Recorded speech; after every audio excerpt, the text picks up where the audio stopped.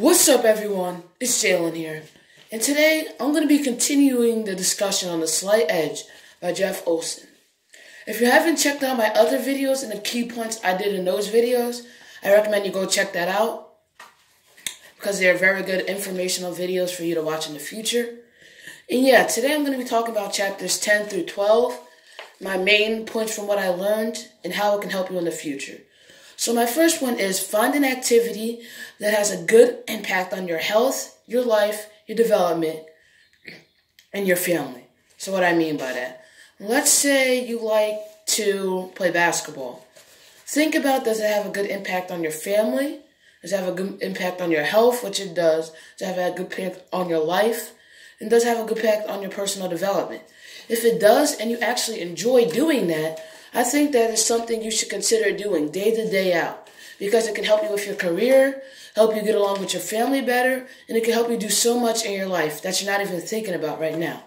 That activity could be reading, swimming, playing sports, playing chess, reading the Bible even, like reading or doing any physical activity could help you, all of these things, your health, your social living, your life, and your personal development.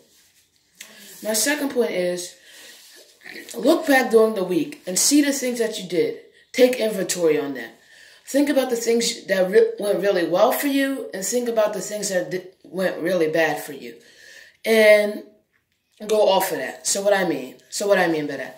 Let's say that you're still in school, and you study for 2 hours a day looking at your note cards, looking online, and asking your teacher questions. If that works for you and you get an A or a higher on your test, and you should take inventory on that every week and do the same thing week and week and week throughout, so you can continue getting those A's and A pluses that you really want to have at the end of your school year. Let's say that you do something really bad, which is talking back to your parents. Let's say that you're supposed to do your homework, but you forget about it. Take inventory on that so you won't do it next week. Instead of forgetting your homework and not writing it down, put it in your agenda book, put it on your Chromebook, put it on even like your hand or something like that. I don't recommend actually putting it on your hand. That's just an example. But put it somewhere where you will remember, so you don't do what you did horribly the other week. Because if you keep forgetting to do your homework, keep forgetting to practice, and keep forgetting to do all this stuff, it will come back to haunt you in the future, and you will end up getting low grades and low personal achievements in school. My last point is that the slight edge is when successful people do what the unsuccessful people won't do. So what I mean by that? Unsuccessful people and average people don't like to do things that are uncomfortable. So an example of that would be speaking in front of a room of 30 or more people, in front of them explaining a different subject, a topic, or something you feel really passionate about. A really successful person would not mind doing that at all, and actually would want to do that and volunteer for that. An unsuccessful or average person would not want to do that because they're uncomfortable of doing that. And uncomfort, you're going to have uncomfort no matter what you do. Uncomfort is a part of life. But what the people who have the slight edge and the people who don't is what separates them. The people who have the slight edge are going to do things that are uncomfortable, while the people that don't have the slight edge won't do it.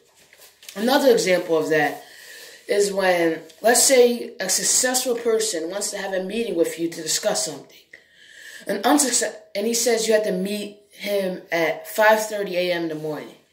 An unsuccessful person or an average person will say, I don't know if I can do that. That's too early. I like to wake up at 10 o'clock on the weekends. I like to wake up at 12 o'clock on the weekends. While the successful person will actually wake up at 4 in the morning and be there an hour early before the person shows up, preparing his notes or her notes, her questions or his question, preparing for the meeting with the successful person.